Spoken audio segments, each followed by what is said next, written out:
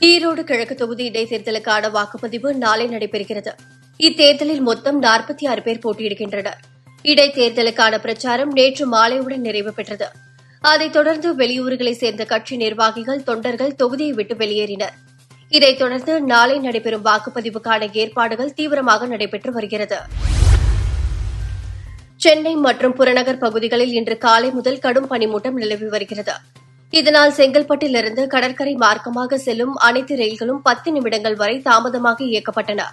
மேலும் பனிமூட்டம் காரணமாக சென்னை விமான நிலையத்தில் 25க்கும் மேற்பட்ட விமான சேவைகள் பாதிக்கப்பட்டதால் பயணிகள் கடும் அவதிக்குள்ளாகினர். வக்ஃபு வாரிய சட்டத்திருத்த மசோதாவை மக்களவையில் தாக்கல் செய்வது தொடர்பாக ஏஐஎம்ஐஎம் தலைவர் அசாதுதீன் ஓவைசி மக்களவையில் ஆற்றிய உரையில், அரசுக்கு நான் எச்சரிக்கை விடுக்கிறேன். தற்போதைய சூழலில் வக்ஃபு வாரிய சட்டத்திருத்த மசோதாவை தாக்கல் செய்தால் நாட்டில் சமூக நிலையற்ற தன்மை ஏற்படும். இந்த மசோதாவை ஒட்டுமொத்த முஸ்லிம் சமூகமும் நிராகரித்துவிட்டது என்று கூறினார்.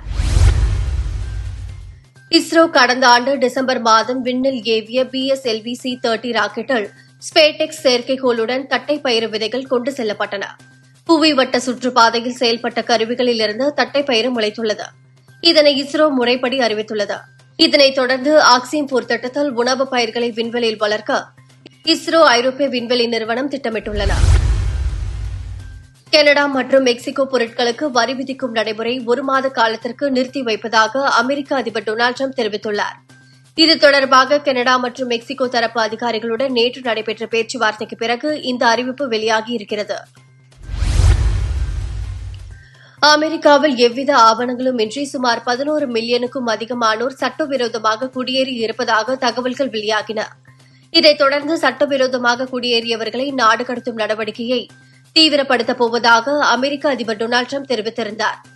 இதுகுறித்து பெயர் தெரிவிக்க முடியாத அதிகாரி ஒருவர் ராய்ஸ்டரிடம் பேசும்போது, அமெரிக்காவில் சட்டவிரோதமாக தங்கியிருந்த இந்தியர்களுடன் C-17 விமானம் இந்தியாவுக்கு புறப்பட்டு விட்டதாக தெரிவித்தார். ஆசிய சாம்பியன்ஸ் லீக் எலைட் கால்பந்து தொடரில் அல் நாசர் அணிக்காக கிறிஸ்டியானோ ரொனால்டோ விளையாடி வருகிறார். இந்த தொடரின் ஆட்டத்தில் 39 வயதான ரொனால்டோ தொடர்ந்து 2 கோல்களை அடித்து அசத்தினார். அல்வாசில் அணிக்கு எதிரான நடந்த இப்போட்டியில் அல் நாசர் 4-0 என்ற கணக்கில் அபார வெற்றி பெற்று அசத்தியது.